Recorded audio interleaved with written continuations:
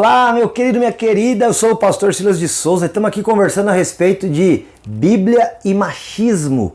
Geralmente tem gente que pensa isso até os dias de hoje, que a Bíblia é um livro machista. Será que é? Nós estávamos vendo ontem no programa Em Frente e Responde que no Antigo Testamento pelo menos não era. Hoje nós vamos ver como que isso se dá no Novo Testamento. Fica aqui ligado para que você saiba, afinal de contas, como é que a Bíblia vê a mulher. Bem nessa semana que a gente está aqui na Semana da Mulher, né? Dia 8 é o Dia Internacional da Mulher e nós estamos ainda comemorando esse dia especial. Aqui no programa Em Frente Responde, na TV Cultura, canal 27.1. Ó, a gente está todo dia aqui, hein? Segunda a sexta-feira em 2 horários, às 8 da manhã e também às 1h30 da tarde. Você pode acessar e assistir. E também, caso você não consiga acompanhar aqui, você pode ir pelas redes sociais. A gente está lá no Facebook, por exemplo, você pode ir lá e curtir. A gente está no Instagram, e lá no Instagram você segue. E principalmente, querido, vai lá no YouTube, coloca lá Em Frente e Responde e você vai achar o nosso canal. Quando você achar o nosso canal, você se inscreve, aciona o sininho e se gostar desse vídeo especialmente, dá um joinha lá e ainda compartilha para muita gente poder saber a Bíblia é ou não é um livro machista. Bom, olha, nós estamos falando a respeito dessas coisas porque achamos importante esclarecer. A Bíblia é a palavra de Deus. Então, se ela é a palavra de Deus, o que nos importa é saber o que Deus acha das coisas. Ele nos criou, então ele sabe o que é melhor para nós, para mim, para você. Então, querido, não perca seu tempo com opiniões diversas, não. Vá direto na fonte, vá direto na palavra de Deus, naquilo que ele diz. E aí, às vezes, as pessoas falam assim, a Bíblia é um livro antiquado, a Bíblia foi escrita por homens. Gente, verdade. A Bíblia foi escrita por homens, mas lá em 1 Pedro capítulo 1, a Bíblia fala assim, homens sim, mas inspirados por Deus. Homens inspirados pelo Espírito Santo, foram direcionados por ele. Não foi uma psicografia, não foi alguma coisa assim que uma pessoa perdeu o sentido e de repente começou a falar em nome de Deus, nada disso. O Espírito Santo não toma as pessoas a ponto de que elas se percam. Então, cada homem e mulher da Bíblia continuava sendo o homem e a mulher da Bíblia, a mesma pessoa, com a diferença de estar sob a influência, sob a inspiração, sob a iluminação do Espírito Santo de Deus, que torna a pessoa muito melhor quando essa pessoa está com ele influenciando a sua vida. Bom, e a gente está falando aqui a respeito da mulherada, né? Das mulheres. O que Deus acha delas? Ontem, só recapitulando, nós vimos que só o fato de Deus ter criado Eva por uma necessidade mostra que Eva era necessária. Ou seja, a mulher tem uma grande importância. Não é um objeto qualquer, não. Era alguém importante, necessário, com vontade própria, tanto que escolheu naquele momento fazer algo errado, mas isso não é sempre assim. Há muitas mulheres na Bíblia que eram usadas por Deus. Eu mostrei para você, por exemplo, Débora, lá em Juízes capítulo 4, capítulo 5, que foi juíza, ou seja, ela governava o país, ela era profeta, ou seja, ela levava as coisas de Deus para os homens. E as pessoas procuravam ela para saber, afinal de contas, o que Deus tem para mim. Então, há muitos casos, e não era só ela não. A gente podia citar uma galeria imensa aqui, que nós não temos tempo. Mas vamos lá para o Novo Testamento para ver o que no Novo Testamento a Bíblia diz a respeito disso. Eu quero ler para você um texto que se encontra em Gálatas, lá no capítulo 3, no versículo 27 e 28. Olha o que diz assim, ó. Todos que fostes batizados em Cristo, vos revestistes de Cristo. E dessa forma, ouça, não há judeu, não há grego, não há servo, nem livre, não há homem e nem há mulher, porque todos agora são um em Cristo. Ou seja, se no Antigo Testamento a gente já vê a mulher tendo um papel importante, desempenhando funções de governo, de sacerdócio e outras coisas, imagina agora, nesse período em que no Novo Testamento a Bíblia fala que em Cristo já não há nem nacionalidade, já não há nem grupo social e nem há gênero. Não há homem nem mulher. Em Cristo, todos absolutamente iguais. Então a Bíblia, já dissemos e vamos voltar a repetir, não é um livro machista. Se você até agora pensava isso, tira isso da tua cabeça. Olha, lá no princípio do Evangelho, o Senhor Jesus já de cara, querido, a palavra de Deus já de cara ali, lá no livro de Mateus, Marcos, Lucas, como é que começa tudo isso? Um anjo aparecendo para quem?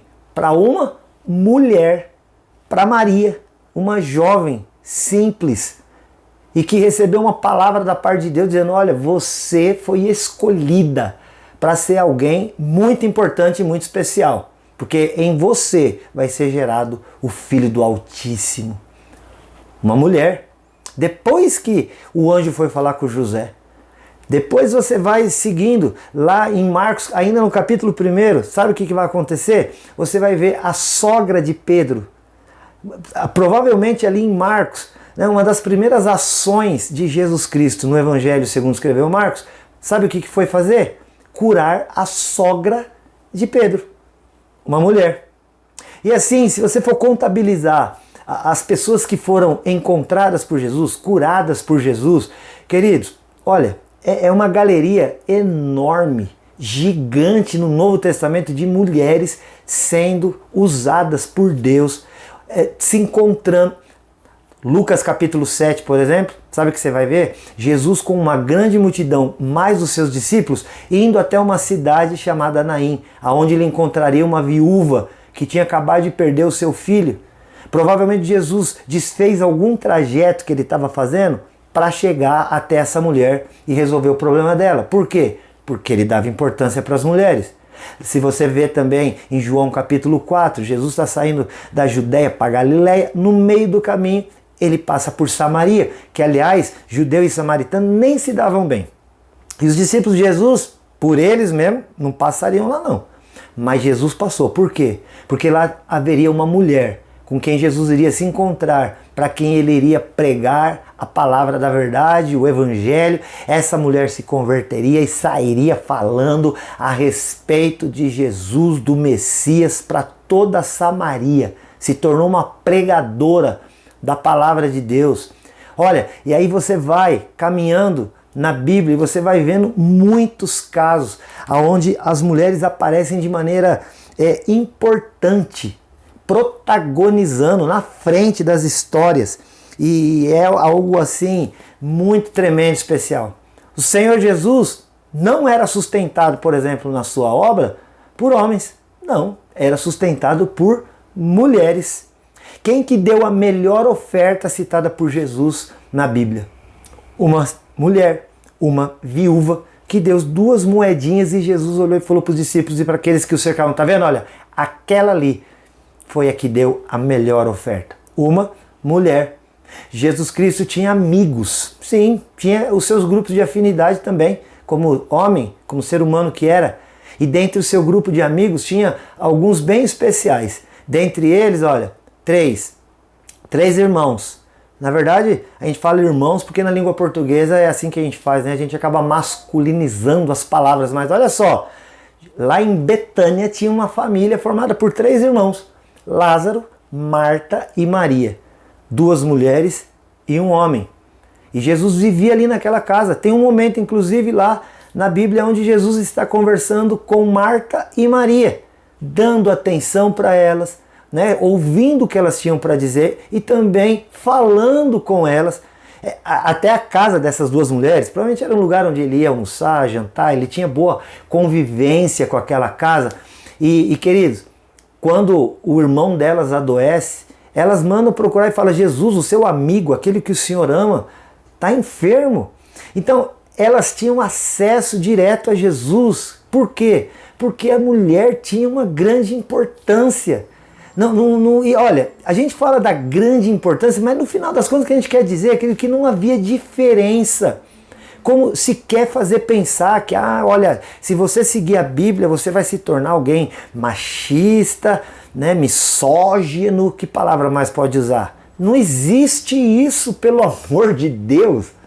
Às vezes as pessoas têm alguns pré-conceitos, coisas que imaginam ou que ouviram que alguém falou, leram em algum lugar e saem propalando, como se isso fosse verdade. Misericórdia! Sabe, o apóstolo Paulo, ele pregava para mulheres lá, por exemplo, Lídia, foi uma mulher que se converteu. O apóstolo também vai lá e ressuscita Dorcas, que era uma mulher. Então, o que se fazia para o homem, também se fazia para as mulheres. Aquilo que se pensava a respeito dos homens, se pensava também para as mulheres. Sabe, a palavra de Deus diz que lá em Atos capítulo 1, quando a igreja foi começar, eles estavam todos reunidos num mesmo lugar, diz a Bíblia. E diz que estavam lá, eles estavam todos orando com as mulheres, com Maria e outras que estavam caminhando e servindo a Jesus. É interessante fazer essa citação, que era justamente para acabar com essa fachada de falar assim, não, a Bíblia é um livro misógino, a Bíblia é um livro machista, a Bíblia é um livro que não leva em consideração as mulheres. Oh, meu Deus, por favor. Olha, lá no Antigo Testamento você tem um livro que chama Ruth. Conta a história de uma mulher. Você tem um livro que chama Esther. Conta a história dos grandes feitos de uma mulher. E assim, querido, não tem como você fazer uma afirmação de que a Bíblia trata a mulher de uma maneira inferiorizada no que diz respeito aos homens, e por isso todo aquele que seguisse a Bíblia iria fazer isso com as mulheres. Isso não é verdade. As mulheres estavam ali participando do ministério de Jesus, participando do ministério apostólico. O apóstolo Paulo, por exemplo, leva uma vez um casal para pregar com ele, e a gente vê Priscila e Áquila pregando junto. Se fosse dizer não, olha, não podia ter mulher envolvida com essas coisas, então ele levaria só Áquila, ou então só Áquila seria citado? Não, mas Priscila também foi citada. Por que será? Porque simplesmente em Cristo não há acepção de pessoas. Aos olhos de Deus, todos somos iguais, como lemos aqui em Gálatas capítulo 3, lá no versículo, deixa eu confirmar aqui para você, nos versículos 27 e 28. Não há diferença. Então, se até agora você era desse que olhava para a Bíblia com preconceito, olha, os preconceitos que existem em relação a Cristo, em relação à Bíblia, palavra de Deus, em relação àquilo que se ensina e como se pratica a Bíblia, que é a palavra de Deus, geralmente é preconceito de quem simplesmente ouviu falar e passa a afirmar como se fosse verdade. Então, toma cuidado com isso.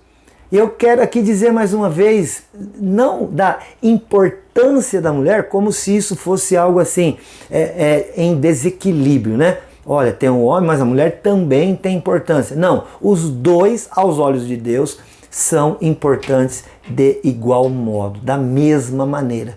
E isso é maravilhoso saber. Então, mulher, você é alguém que Deus ama, tanto quanto o homem. Mulher, você é alguém para quem Deus tem um projeto e um propósito, tanto quanto tem para os homens. Então, fica aberta e atenta a receber daquelas coisas que Deus em Cristo tem para a tua vida. E Deus há de te abençoar, sendo aquilo que você for, fazendo aquilo que você faça, Deus vai abençoar a tua vida, no nome de Jesus. Você pode exercer a profissão que for, que tanto... Olha, você vê na Bíblia tinha pastor, né, de ovelhas como Davi era, mas você vê também Raquel, que também era pastora de ovelhas, você vê lá ainda a Joquebede sendo também pastora de ovelhas. Então, olha, aos olhos de Deus, todo mundo igual. E hoje nós estávamos citando aqui então um Novo Testamento e mostrando que no ministério de Jesus as mulheres tinham tanta importância. Para você ter ideia da importância, quando Jesus Cristo ressuscita, que é o maior fato do cristianismo, para quem que ele anuncia primeiro? Para quem que os anjos aparecem e logo em seguida o próprio Senhor Jesus? Para Maria Madalena e para as outras mulheres que estavam ali com ela. E aí, vai continuar dizendo que, a Bíblia é um livro machista? Por favor, né? Vamos se atualizar aí para a gente poder caminhar de uma maneira muito melhor. Ó, esse é o programa Em Frente Responde. Sou o pastor Silas de Souza, da IPI de Rolândia. Se você tem alguma dúvida, você pode entrar em contato no WhatsApp 439-9147-5007. Não se esquece, se cadastra lá nas nossas redes sociais, especialmente no YouTube, se inscreve, aciona o sininho, porque você vai ter muita informação, porque você não tem que passar dúvida, porque caso você tenha alguma, você já sabe, o Em Frente Responde. Tchau! Deus te abençoe, no nome de Jesus.